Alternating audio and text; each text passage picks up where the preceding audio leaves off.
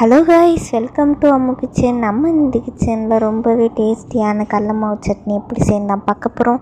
இது பார்த்திங்கன்னா ஒரு 2 மினிட்ஸில் செஞ்சிடலாம். வாங்க எப்படி செய்யலான்னு பார்க்கலாம்.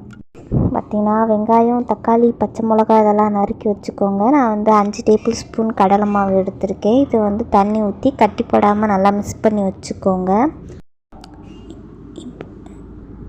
இப்போ தாளிக்கிறதுக்கு கடாயில் ஆயில் ஊற்றிக்கோங்க. இதில் 1/2 டேபிள் ஸ்பூன் கடுகு, 1/2 டேபிள் ஸ்பூன் பெருங்காயம், நம்ம நறுக்கி வச்ச வெங்காயத்தை சேர்த்து நல்லா வதக்கி எடுத்துக்கோங்க. வதங்கினதுக்கப்புறம் தக்காளி சேர்த்துக்கலாம். தக்காளி சேர்த்து நல்லா வதக்கிக்கோங்க. காரத்துக்கு பச்சை மிளகா சேர்த்துக்கலாம். கருவேப்பிலை, கொத்தமல்லி சேர்த்து நல்லா வதக்கி எடுத்துக்கோங்க. நெக்ஸ்ட்டு என்ன ரெசிபி போடலான்னு கண்டிப்பாக கமெண்ட்டில் சொல்லுங்கள். நான் கண்டிப்பாக வீடியோ போடுறேன். என்னோடய வீடியோ உங்களுக்கு பிடிச்சிருந்தா லைக் அண்ட் கமெண்ட் பண்ணுங்கள். இப்போ பார்த்திங்கன்னா நம்ம மிக்ஸ் பண்ணி வச்ச கடல மாவு சேர்த்து நல்லா மிக்ஸ் பண்ணிக்கலாம். பண்ணிவிட்டு நம்ம சால்ட் சேர்த்து நல்லாவே மிக்ஸ் பண்ணிக்கோங்க. மிக்ஸ் பண்ணிவிட்டு ஒரு கொதி பண்ணி விட்டு இறக்குனா ரொம்பவே டேஸ்டியான கடல மாவு சட்னி ரெடி. இதை பாம்பே சட்னி கூட சொல்லுவாங்க. கண்டிப்பாக ட்ரை பண்ணி பாருங்கள். தேங்க்யூ ஃபார் வாட்சிங்.